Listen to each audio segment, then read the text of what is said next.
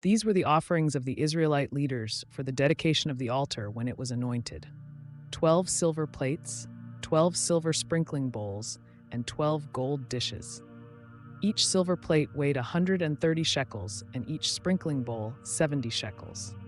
Altogether, the silver dishes weighed 2,400 shekels, according to the sanctuary shekel.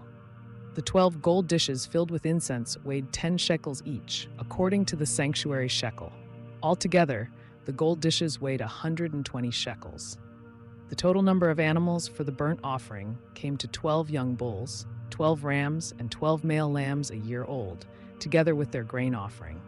12 male goats were used for the sin offering.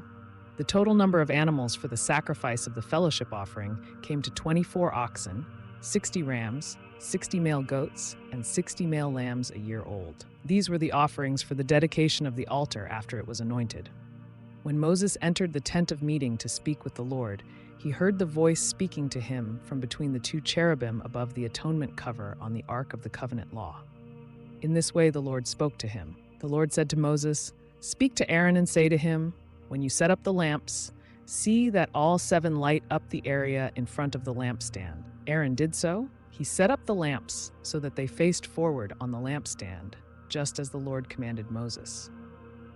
This is how the lampstand was made. It was made of hammered gold, from its base to its blossoms. The lampstand was made exactly like the pattern the Lord had shown Moses. The Lord said to Moses, "Take the Levites from among all the Israelites and make them ceremonially clean. To purify them, do this: sprinkle the water of cleansing on them, then have them shave their whole bodies and wash their clothes, and so they will purify themselves. Have them take a young bull with its grain offering of the finest flour mixed with olive oil. Then you are to take a second young bull for a sin offering. Bring the Levites to the front of the tent of meeting and assemble the whole Israelite community. You are to bring the Levites before the Lord, and the Israelites are to lay their hands on them. Aaron is to present the Levites before the Lord as a wave offering from the Israelites, so that they may be ready to do the work of the Lord. Then the Levites are to lay their hands on the heads of the bulls, using one for a sin offering to the Lord and the other for a burnt offering, to make atonement for the Levites. Have the Levites stand in front of Aaron and his sons, and then present them as a wave offering to the Lord. In this way, you are to set the Levites apart from the other Israelites, and the Levites will be mine.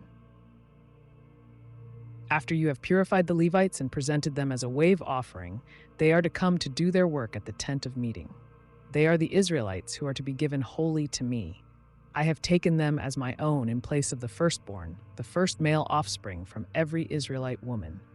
Every firstborn male in Israel, whether human or animal, is mine. When I struck down all the firstborn in Egypt, I set them apart for myself. And I have taken the Levites in place of all the firstborn sons in Israel. From among all the Israelites, I have given the Levites as gifts to Aaron and his sons to do the work at the tent of meeting on behalf of the Israelites, and to make atonement for them so that no plague will strike the Israelites when they go near the sanctuary. Moses, Aaron, and the whole Israelite community did with the Levites just as the Lord commanded Moses. The Levites purified themselves and washed their clothes. Then Aaron presented them as a wave offering before the Lord and made atonement for them to purify them. After that, the Levites came to do their work at the tent of meeting under the supervision of Aaron and his sons. They did with the Levites just as the Lord commanded Moses. The Lord said to Moses, "This applies to the Levites. Men 25 years old or more shall come to take part in the work at the tent of meeting, but at the age of 50, they must retire from their regular service and work no longer. They may assist their brothers in performing their duties at the tent of meeting, but they themselves must not do the work. This, then, is how you are to assign the responsibilities of the Levites.